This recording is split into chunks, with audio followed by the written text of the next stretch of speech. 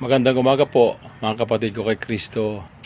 Napag-usapan po namin ang tungkol po sa Gospel reading, tungkol po sa Lucas chapter 17 verses 7 to 10. Ito po ay tungkol sa pahayag ng Panginoon Jesucristo, tungkol sa tungkulin ng isang alipin na ayon sa mga konteksto noong panahon ng Panginoon Jesucristo, ang alipin po ay pag-aari ng amo.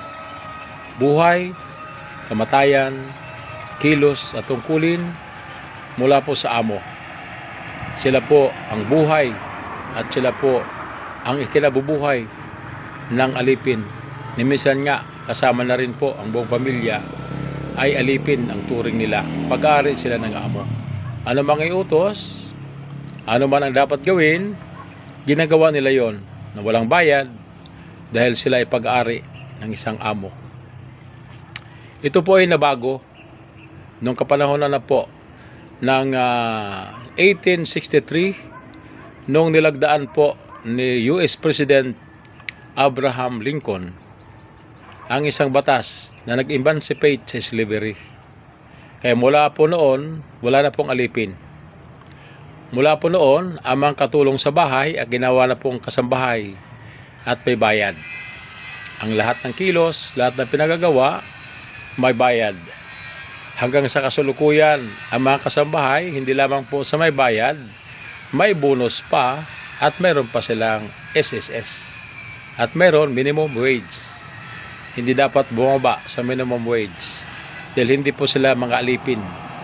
Sila po ay katulong sa bahay. Pareho silang nagbibigayan ng amo at ng katulong. Kaya i-consider na po ng mga amo ang mga katulong sa bahay na kapamilya, kabahagi ng kanilang pamilya. Kaya medyo may pantay-pantay na.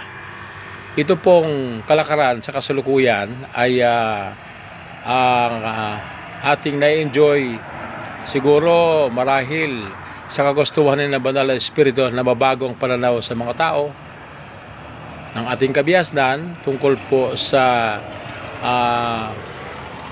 kalagayan ng mga katulong o katuwang o kasambahay. Ituring silang tao rin tulad natin. Nagkataon nga lang na kinapos sila sa kabuhayan, kinapos sa aral, kinapos sa pagkakataon. Kaya sila ay naging amo, naging katulong sa bahay o kasambahay. Mga kapatid, pero ang prinsipyo po ay katulad din sa nakaraan, hindi nagbago. Anong prinsipyo? Prinsipyo po na ang mga katulong, mga katuwang, mga alipin, pareho din po, may tungkulin na dapat gampanan. Sa maghapon, magdamag, o sa loob na isang linggo, isang buwan, mayroon kang tungkulin na dapat gampanan. Noong araw, ang lahat siguro na gawain sa bahay ay tungkulin ng katulong, ng alipin na dapat gawin mo sa loob ng panahon na dapat mong gampanan at inasahan ka ng amo mo. Ulitin ko, walang bayad, walang kapalit, dahilan sa pag-aari ka ng iyong amo. Ngayon po, may mga limitasyon na po ang mga katulong. Kung laba lang, laba. Kung maglinis lang ng bahay at magluto, yun lang gawin mo. Kung ikaw ay tinanggap nila bilang katuwang sa pag-alaga ng mga anak, yun po ang gagampanan mo. Pero ang pinag-usapan doon, gampanin. Gampanin ayon sa inyong napagkasunduan, nag-job descriptions.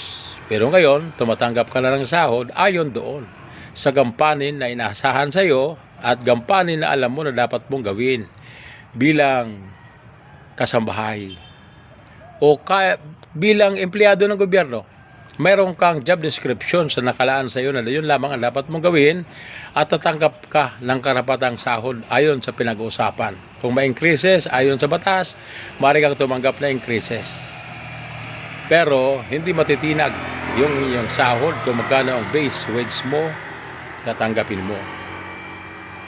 Kung kaya o ang ating ginagawa sa maghapon ay ayon lamang sa inyong pinirmahan na job description, asahan mo ang sahod mo.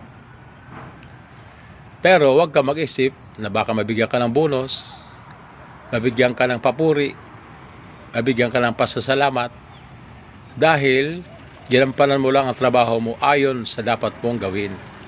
At binayaran ka lang din ng amo mo ayon sa dapat niyang bayaran dahil yun ang kasunduan. So, ang papuri, ang bonus, ang plaque, ang certification, ang recognition ay bonus dahil may ginawa kang higit sa nararapat mong gawin. May ginawa kang kapuri-puri na higit sa inaasahan sa iyo na dapat maging resulta ng iyong gawain. Kaya may bonus ka. Kaya may appreciation ka. Kaya mayroon kang karagdagang remunerations na bibigay sa iyo. Hiniling mo man o hindi. Usually, hindi na hinihiling yan. Dahil kaya nga binibigyan ka ng bonus dahil natuwa sa iyo. Kaya binigyan ka ng 13-month pay, hindi lamang dahil may sa batas, pero dahilan karapat-dapat ka tumanggap ng 13-month pay. Ito po ay pagbibigay sa atin ng pabuya ng pagkakataon kasama ang ating batas sa ating pagsisilbi at paglilingkod kung saan man tayo naglilingkod. Pero nandun pa rin, gampanan mo ang dapat nating gampanan. Kung pulis ka, gampanan mo ang pangunahin mong tungkulin to serve and to protect ng mga tao at nasasakupan mo. Hindi po lamang tao, kasama ng mga ari-arian ang dapat maprotektahan. Kaya huwag tayong mag-expect na mabigyan ka ng parangal dahil lamang po doon sa ginawa mo hanggang sa mahuli yung maaring may kagawan ng pagsira sa ating kalikasan, sa ating kapayapaan, sa ating kaayusan. Yun po ang dapat gampanin. Ang karagdagan doon, kasiyahan ang nagbigay sa iyo kung bakit ikaw nabigyan ng parangal. Ganun po. Malinaw, kapag tayo po, lahat naman tayo ay naninilbihan sa trabaho, kahit sa bahay, bilang anak, tungkulin mo, mayroon kang tungkulin na dapat gampanan. Tatay, may tungkulin ka na dapat gampanan. Nanay, may tungkulin ka na dapat gampanan. Huwag natin ipagpasalamat ang simpleng tungkulin na dapat ginampanan. Pero, ipagpasalamat natin at hingi sa Diyos ng karagdagang biyaya doon sa mga taong extraordinarily narilingkod sa kanyang pamilya, sa kanyang magulang, sa kanyang mga anak, lagpas doon sa inasahan sa kanila bilang magulang, bilang ama, bilang kapatid.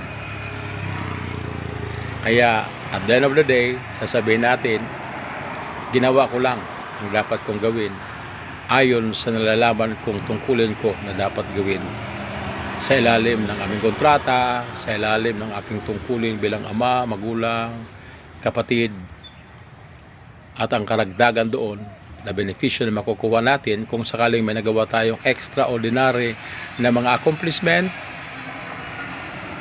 magbibigay sa atin ng biyaya ang Panginoong Jesucristo.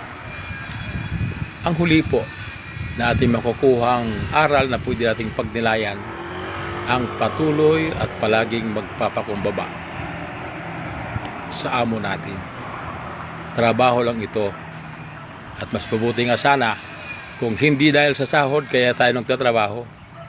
Gumaganap tayo sa tungkulin dahilan sa marapat na gawin, hindi sa sahod. Dahil ang sahod, darating yon. Kahit ano mangyari, darating yon. Dahil yun ang kontrata eh. Pero yung kabutihang loob ng ating amo na magdagdag doon sa ating sinasahod, yun po ay dahilan sa natuwa sila sa ating serbisyo. Pareho rin sa Panginoong Jesucristo, sa ating Diyos, kang ating ginagawa sa araw-araw sa ating buhay ay yun lamang na dapat natin gawin bilang tao. Mananampalataya ay wala tayong asahan na karagdagan doon sa mga biyaya na natatanggap natin. Kaya sinasabi nga po ng mga aral ng mga pare, gumawa ng kabutihan araw-araw. Higitan ang ginawa nating kabutihan kahapon, higitan natin ngayon. Sa bawat araw, mahigit tayong nagagawa sa ating bayan, sa ating kapwa-tao, lalo't higit sa nangangailangan, sa kalikasan at sa lahat ng aspeto ng ating buhay. Araw-araw, higatan natin ang serbisyo upang higit din ang biyaya na tatanggapin natin mula sa Panginoong Jesucristo, higit kaysa ordinaryo.